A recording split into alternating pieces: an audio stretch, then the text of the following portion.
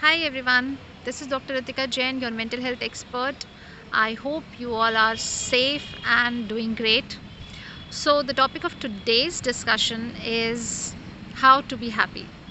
जब मेरी फ्रेंड ने मुझे ये टॉपिक सजेस्ट किया तो सबसे बड़ा चैलेंज तो मेरे लिए ये था कि मैं ऐसा क्या बताऊं जो नया हो। आप गूगल पे टाइप कीजिए how to be happy and you will get a list of things. जैसे कि आप एक पेपर लीजिए और उस पर एक सुंदर सा सनफ्लावर बनाइए स्माइली वाला, उस पर येलो कलर कीजिए और उसको अपने बेड के सामने लगा दीजिए। And every morning when you get up you see that and you feel bright and happy.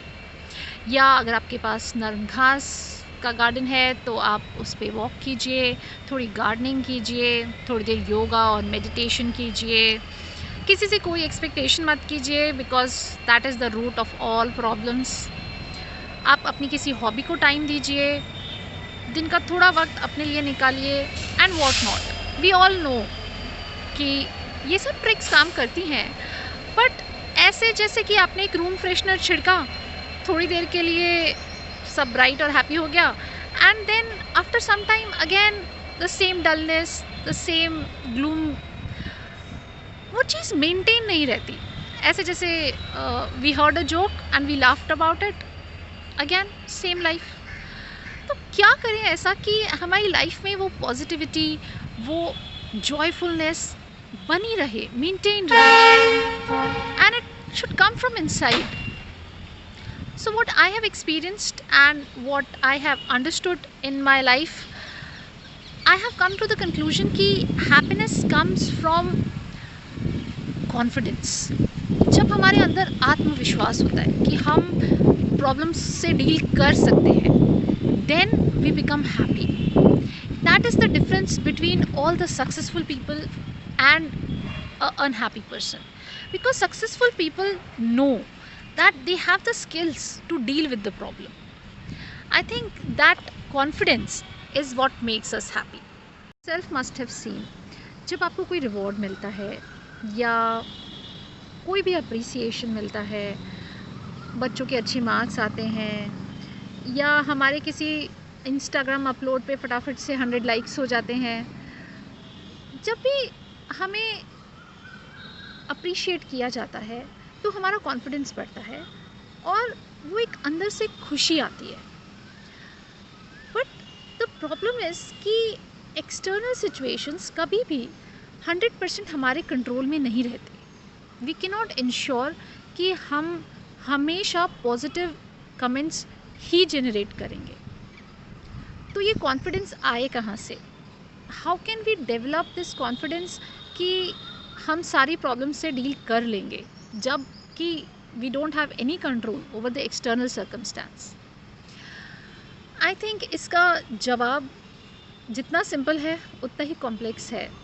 मुझे भी इसको ढूंढने में बहुत टाइम लगा and I still don't know that this is the perfect answer or not, but this has worked for me and I hope that it works for you.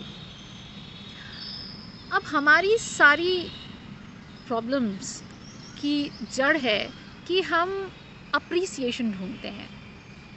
अगर हम हमारी खुशियाँ उस अप्रिसिएशन से रिलेट ना करके हमारे काम से रिलेट कर दें, जैसा श्री कृष्ण ने कहा है, कर्म करो फल की इच्छा मत करो, तो हम अपने अंदर वो कॉन्फिडेंस धीरे धीरे जनरेट कर सकते हैं। जैसे फॉर एग्ज़ाम्पल, आप कोई नई डिश बनाना चाहते हैं, आप वो ट्राई भी करते हैं, but back of the mind आपके दिमाग में हमेशा चलता रहता है, क्या ये पसंद आएगी, क्या ये बेटे को बहुत तीखी तो नहीं लगेगी, क्या हस्बैंड कहेंगे अरे वाह आज तो मज़ा आ गया, कहीं ये किसी को पसंद ही ना आई तो।